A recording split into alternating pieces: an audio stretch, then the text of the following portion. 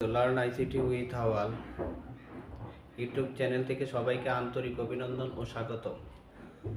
SSC আইসিটির তৃতীয় অধ্যায় সংখ্যা পদ্ধতি। আজকে আমরা একটা গুরুত্বপূর্ণ টপিক নিয়ে আলোচনা করব, অক্টালের যুগের নিয়ম।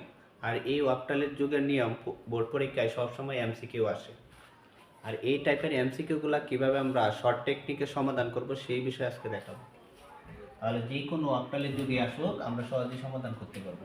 দেখো এখানে কি লিখছে 4 7 পেজ হলো 8 এবং 5 6 পেজ হলো 8। যোগ করে নির্ণয় করো।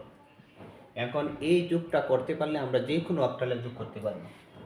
তাহলে কিভাবে করবো দেখো, শর্টকাট টেকনিক। 4 7 আর এখানে আছে কি 5 6 যোগ করবো।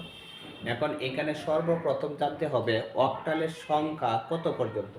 তাহলে অক্টালের সংখ্যা হলো কি 0 থেকে 7 পর্যন্ত। 0 থেকে 7 পর্যন্ত তার মান, তাহলে 0 থেকে 7 এর ভিতরে মান আসলে কি বসবে আর না হলে বসবে না। এখন এখানে দেখো 7 আর 6 কত হইতাছে 13। এখন 13 কিন্তু 0 থেকে 7 এর ভিতরে নাই। তাহলে কি করতে হবে, অক্টালের বিট। অক্টালের বিট কত বিট? 8 বিট। তাহলে এই বিটটা সবসময় মাইনাস হবে। তাহলে 13 থেকে কত মাইনাস হবে? 8 মাইনাস হবে। এখন 13 থেকে 8 গেলে কত থাকে? 5। কারণ 8 5 13, তাহলে 5।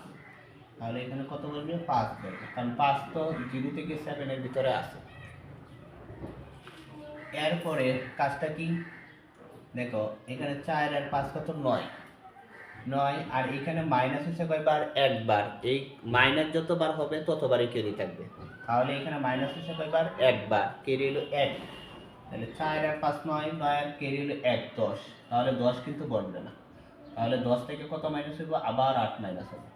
তাহলে 10 থেকে 8 মাইনাস হলে কত থাকে? 2। তাহলে এখানে 2 বলবে।